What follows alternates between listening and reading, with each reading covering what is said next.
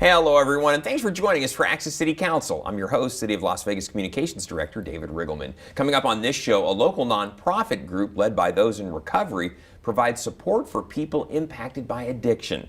And there was a great turnout for the Ward 2 Art in the Park event. Here to discuss these topics and a whole lot more is the councilwoman who represents Ward 2. Of course, it's Victoria Seaman. Welcome back. How are you? I am great. It's good to be here. Good to see you. Good to see you as well. We're into the fall now, finally, and the temperatures are cooling off, and it's wonderful. Yeah, a lot going on, and busy. Yep, and it's going to be much better now that the weather is cooler. That's right, exactly.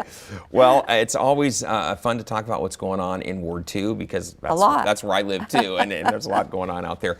We know Ward 2, it's where we live, but for those of you out there not exactly sure where we're talking about, well, no worries, we're going to show you on the map. It's the area basically with the 2 on it, appropriately enough, but it's roughly west of the Rainbow Curve. If you live in that area or work in that area, then you are in the city limits of the city of Las Vegas. And of course, if you're a resident out there, you're represented on the Las Vegas City Council by Victoria Seaman. And I think you've got to be pretty proud. You tend not to toot your own horn, but I'm going to toot it for you just for a second because one of the things that's been near and dear to you since you've come on the council, maybe beforehand, was shining a light on the need for understanding mental health, recovery, addiction, and helping families cope with family members who struggle with that and individuals who struggle with it. So you were recently honored with a very important award called the Friend of Recovery Award 2021.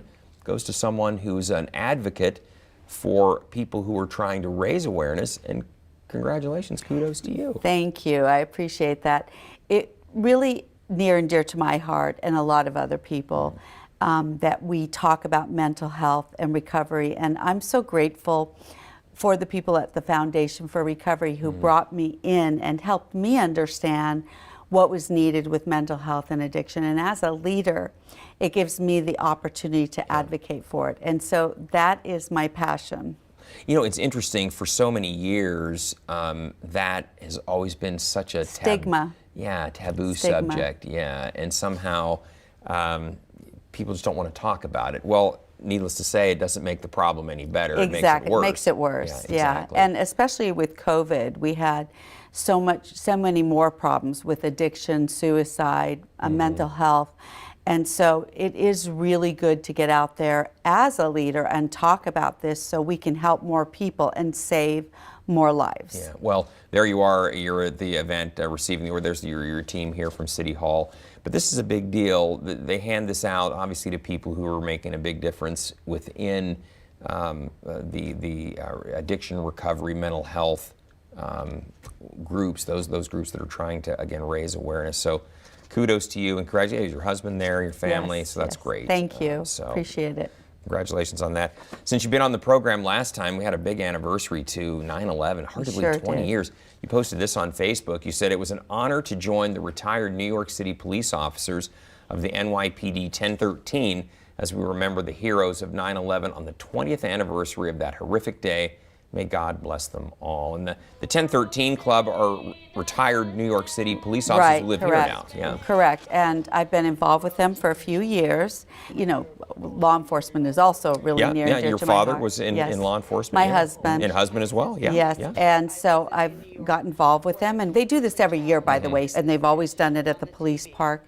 And so this year they wanted to do something big, and it's been 20 years. Yeah, it's hard to believe. We just don't want people to forget about it. No, it's important we don't. What a day. Very those important. of us that were around on that day 20 years ago, it's seared into our memories forever. We'll always remember what we were doing when we first heard about the attack. Exactly, and some of these officers knew people, fellow officers that died in 9/11. And talk about this, Councilman. This tree is of particular interest as well. Yes, this was from the seeds of the tree that survived in New York City, and they've given these seeds out to certain cities that have gone through tragedies like 9/11, and we, of course, went through October 1, and so this was a good opportunity to plant that tree. I mean, I think it was the perfect timing on the 20-year anniversary. And as you and I were talking earlier, that tree has not only survived, but it is... It's incredible. It's beautiful. I mean, we saw it in the video. Yeah. It's a beautiful tree. If you don't know the story, the original tree was buried under rubble Right. after the attack in New York City. As workers were going through trying to clear the area, they found this tree, and believe it or not, it was still alive. So they turned it over to the New York City Parks and Rec Department. They took it to a nursery, not really expecting that it would make it. Lo and behold, the tree survived. It thrived. And so seedlings, as you were saying, as Councilwoman was saying, are given to cities that have suffered tragedy as well. We got 2, actually, Councilwoman. So one tree... And to the fire department. Is at Fire Station 5, exactly. Okay. And Where is the fire station? Fire Station 5 is on Hinson, just off of Charleston. Okay. And that's a significant place because absolutely. there's a piece of the World Trade Tower there, an I-beam, a piece of an I-beam from the World Trade Center, one of the towers. And every 9/11, there's a ceremony there Right. where they toll the bell. And they fly a flag given to the city of Las Vegas by the New York City Fire Department. Amazing. So, and now yeah. they have a tree. They have one, and and there's there one out is of one in the Memorial. police Yeah, park, yeah. Police Memorial Park. Oh, it's very nice. So it's quite a story, and we were talking before the program too. When we first got those seedlings, they were so little we couldn't plant them right away. They never would have survived in the desert. But our arborist here at the city, we have an arborist. That team let those trees mature, and now they're ready to grow. And look how they're thriving. Yeah, thriving. It's Look beautiful. Yeah. Yeah. So it's called a calorie pear tree. So there you go. Very nice. I don't know if it'll actually have pears on it in the future, but we'll find out. So, and then, Councilwoman, speaking of law enforcement, this was great. Every first Tuesday of the month, Metro holds kind of a meet and greet at their area command centers. And one took place back on September 7th in the Summerlin Area Command, which encompasses your neighborhood. But this is a great way just to get to know the police officers, the men and women who patrol your neighborhood. Absolutely, and it's so important that you get to know the officers and that they get to hear about issues and concerns, just like we do at our breakfast. They reach out to the community to hear some of the issues and concerns and to talk about them. And I just love what they do. I think we have the most amazing police community because of how they do community outreach. They do. They do a lot of outreach. I think that they call it community policing, where they're in the community trying to work with the community before there's trouble. Right. And they clearly do that here. So, folks, the message is that every first Tuesday of every month, Metro, the police department, at all the different area commands, has an open house, basically. Yes, and as an open Councilwoman house. said, if there's an issue going on in your neighborhood, something going on that you need to talk to the police about or want to talk to the police about, it's a great way to do it. Show up, Yeah, in an informal Very setting. informal. Yeah. So, very good. And then that took place on the 7th of September. Again, there'll be another one on October 5th, if you're so inclined. And then you were out touring on the 20th of September with the ironworkers. You did a little tour of ironworkers local 416 and 433. Are you going to become an ironworker in another I don't life? know. I really like scaffolding. It was my first time scaffolding, and it was great. They took me around and really showed me about some of their educational programs, and it was very interesting. Well, the trades are so important because things are coming back. We're starting to build again, and this is putting people back to work. So this is really a mainstay of our economy here. So I'd love to see everybody going back to work. The projects are coming out of the ground again. That's right. Which for a long time things were on hold. Things were so uncertain. But yeah, here we go again. That's great. This is a foundation to our buildings. Yeah, so. exactly. So that's a big deal. And then you also, on September 17th, this is important, it was kind of the kickoff right toward the beginning of Hispanic Heritage Month. We want to mark that, but you were out at the Latin Chamber for a big luncheon to kind of help get the festivities underway. Right, that was great. It was nice to start it off and kick it off. And the Latin Chamber does have, now that we're out of COVID, have regular luncheons. And I encourage people to go and just learn about what's going on in the Latin community. Yeah, especially in business opportunities, a great networking opportunity. Great opportunity. To get plugged in with people in the community. It's just a great way to dial in, especially if you have a business, small business, that you want to make sure that you're kind of plugged in with what's going on in the area. Yep. So good resources there. And then Yeah, we talked about Hispanic Heritage Month. You posted this on Facebook. You said, I want to thank Councilwoman Olivia Diaz for inviting me to attend her Fiestas Patrias event celebrating the kickoff of Hispanic Heritage Month. What a fantastic evening. And of course, Hispanic Heritage Month runs from the middle of September, September 15th through October 15th. Correct. It's a very nice party, and a lot of the Latin community came out for it, and it was just good to meet with folks, and again, networking with the Latin community, and really enjoyed it. At this particular event, the Consul of Mexico Yes. was honored, but there were representatives of all kinds of Latin American countries at this event, and so just again a great way to kick off the Hispanic Heritage Month. She did it all. She had the mariachi bands there. It was great. Yeah, it was good. And one of our marshals even sang. No, I missed that part. It was really good. Oh. So who knew that she was that talented? But maybe she could moonlight when she's not working as a city marshal as a singer, because she did a fantastic job. There I'm you are. sorry I missed that part. So, but yeah, great event. Very colorful. It's Very. One of these, yeah. So Hispanic Heritage Month still goes on for a few more weeks. That's right. October, middle of October is when it concludes. And, spreading the wealth around and being diverse. You were also out at the Greek Food Festival. Now, this is some good food, folks, really. This was on September 12th, that weekend, out at St. John. Yes, Orthodox and that's Church. been an amazing tradition. They do it every year, and if people have not gone out, they should, because it is also very festive with the food, dancing, music, and I love Greek food. I do too. I tell you. I do too. It's one of my favorites. And this Greek Food Festival, folks, if you've not been, you've got to put it on your bucket list of things to do. Now that the pandemic appears to be winding down, it's a great event to get out there. It is a great event, and I encourage people to go. Yeah, it happens over several days too. It's like over a 3-day week. It's like 3 or 4 days. 3-day weekend. Yeah. Yeah. So enjoy that in the future, and I think the proceeds go to benefit the church there itself. Yeah. So, and then a great event back in Ward 2 is, and you posted this on Facebook, you said, we had a great turnout for our Ward 2 Art in the Park. We had so many wonderful artists showcasing their talents, accompanied by delicious food and jazz music.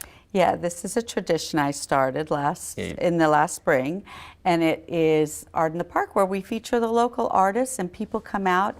It's kind of like a art farmer's market, right? right, exactly. And that's a great way to put it. Yeah, the art farmers market. It was so much fun. There were so many people that came out. People brought their dogs and just enjoyed the day. There were cocktails out there. There was jazz. Yeah, food. There were great food food. trucks. Yeah.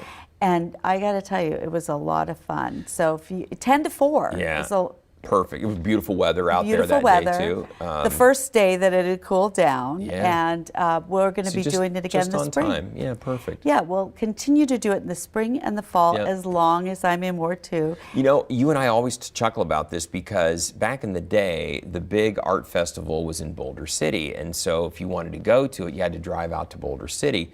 So I love this because it's right there in Ward 2. Bruce Trent Park is at the corner of Vegas and Rampart. Right. Beautiful park. I got to tell you, we just did a facelift on that park. I was going to say, it looks gorgeous, yeah. The playground was full of kids. Yeah. I have never seen it like that. So we're really happy about people coming out now after COVID and enjoying the park, and with the new playground. It really needed some work, and now I think people are really enjoying that park. It's a beautiful park. There's tennis courts there. It is a beautiful park. And as you say, lots of playground amenities. Perfect location. Exactly. And there's also areas that you can reserve for picnics. You'll see people we put out a pavilion there. Yeah, that was so important. So people are always out there grilling. They go for lunch. Yeah, exactly. Family gatherings. And of course, on the days of the Art in the Park, it's like you say, it's like a treasure. We added tables out there so people could enjoy. And I have to say, people, came. I mean, I talked to so many people, and they just wanted to get out and enjoy the weather, and so they really, really had a good time. Yeah, and the local artists, some of the talent that shows up at that is really amazing. Yeah, it really is. Amazing. So bottom line is, if you've missed it and you're feeling like, oh man, I should have been out there, don't worry, because we're going to do it again in the spring. In the spring. Yeah. And if you're an artist, Yeah, all you have wanna to hear do from is email us, and we'll let you know when it is, and you can come and Set up a show booth. your Yeah, art. yeah, set up a table out there. Because we'd Love to love have more you. artists to come out. That Yeah. would be great. Yeah, and the more the merrier, because that's just And it's all handmade stuff. So even if they do jewelry or cosmetic, whatever it is. Councilwoman, talk about that. It was a little of everything Yes. that we saw out there. Yes. Paintings, it was jewelry, it was ceramics, pottery, everything. It has to be handmade, though. Yeah. It's Right, not right. for mass marketing, different things. Right. It's really for something that you've created. Mm-hmm. And I have to tell you, there was a lot of variety there. Yeah, It was really exactly. nice. And I like your description. It is like a farmer's market of art. Yeah. So a little bit of everything out there. Yeah. Nice to walk through and see it and enjoy some great Have food while fun. you're out there. Yeah, Yeah. exactly. And Councilwoman, you're always out mixing and mingling with your constituents out there. You posted this on Facebook. You said, today we had a very busy morning with our breakfast buzz and Ward 2 biz at Rachel's Kitchen. What a wonderful turnout. I always enjoy hearing about what the citizens of Ward 2 have to say. And that's what these events are all about, right? It is. And this is, again, something I started when I got elected, breaking bread together. And so every month we do it. So get on our email list if you have not come for breakfast and shared. You know, it's networking too. It's not just sharing your issues and concerns, but a lot of the community comes out to network. And Look at your husband even came out to Yes, support he you there did. that day. Look He at did. him. Yes. Well, see, he's a good hubby. And, you know, I think what's great about those, Councilwoman, is it's very informal. We've talked about this so much. I think people are a little intimidated, maybe coming to City Hall, coming to a council meeting. Oh my gosh, it's on television. I got to get up in front of everybody and talk. Right. But you go to a breakfast buzz, Ward 2 biz, it's just talking over Casual. over a breakfast or a cup of coffee. Casual, very casual. And it's in their neighborhood. So they feel more comfortable. Sure, Yeah. sure. It's convenient, and I think they're maybe a little less intimidated about coming and talking about city. And they meet other neighbors. Exactly. So what do you hear? What are the issues with? Is crime? We hear, you know, I know that Sometimes burglaries we and- hear about yeah. crime in a certain neighborhood, and then sometimes we'll just hear about, you know, street lights that really, we need street lights in certain places because pedestrians and school children, it's a danger to them wherever. Speeding, it could be a number of things. I mean, we get concerns that maybe things that we can't resolve, but we'll help them get to the place they need to be to resolve those No, issues. you and your staff are really great about that. So often we'll hear about things at the city that really aren't our jurisdiction. It's another entity's responsibility. So your staff will be so good about directing people in the right direction. This is who you need to talk to. This is the phone number. This is the email address if you need to contact. And of course, it's a city issue. If it's a city issue, then we take care of it. Yeah, we'll make sure that it gets taken care of. So. But this has really helped us to be close to the constituents. Like they say, where the rubber meets the road. We are those people out in the ward. So it's great. Yeah, well, good for you. And those take place every month, Councilwoman? Every month they take place. Rotates. Different days and different restaurants. Yeah, it moves around. And again, if there are restaurants in Ward 2 that would like to participate, we'd love them to reach out to us. But we try to make sure that we go to different ones so, you know, people get to know new restaurants as well as we utilize the restaurants in Ward 2 and make sure that everybody gets to be a part of it. Yeah, and spread it all around. And of course, those locations are on the city's website. You also do a great newsletter that you send out to constituents. It's got that information in as well as when those are coming up, so people can find it. And before the end of this show, in our closing credits, and I'll mention this one more time, there'll be a QR code. And if you take a picture of that with your phone, you can subscribe to the newsletter. It's as easy as that. Yeah, boom. So, and then I think this is really one of the great things you started as well, your Small Business Saturdays, where you highlight a business in Ward 2. And this is one of my favorite things because I always learn something. It's like I never knew these businesses literally are like down the street from where I live sometimes. And so we have fun with it. I know you do, and you're obviously, you know, telling us things that, you know, we didn't know, and we're learning. Or I didn't know. Yeah, I know. Like say, you do this, and they'll say, no, And I'll say, okay, explain what you do. Well, this is my business. Yeah. It's very natural. It's not scripted. It's just talking to business owners about their business, and it is so much fun. Well, you do great with it. And so if you have a small business and you want to get the word out about your business, we want to hear from you. You got to be in Ward 2, obviously. Yeah. And we hope that you're more generally a small business, but if you're a big one, we'll hear from you too. We'll do it. Yeah, sure. So just get in touch with us. Councilwoman's team will circle back with you. And what you do is you do a little video that gets highlighted on social media. You have it on your Instagram site, your Facebook page. Of course, and we also do LinkedIn. And on LinkedIn as well. Twitter, Yeah. and then we post it on YouTube. Yeah. And so it's everywhere. Yeah, so people get to see it. I've learned about dry cleaners, restaurants, a little bit of everything. Consultants. Yeah, exactly. We've had so many different types of businesses. And the funny thing is, again, you might drive through these areas, as I do, all the time, not knowing, it's like, I had no idea until I saw your Small Business Saturday that this is what this is where they're located, this is what they do. Right. So bridal shops, the lady started a bridal shop. It's amazing. Yeah. And you know what I'm finding? Younger entrepreneurs. I know, I've noticed that too. I love that. I noticed that too. I love that. So coming out of a pandemic, with everything we've been through, people have the spirit, you know what, I'm going to make this go. That's right. And things that we needed. Yeah. So, we love when you shop local and support local, and so this is an opportunity to do that. And you're helping get the word out about what's there. So, yeah.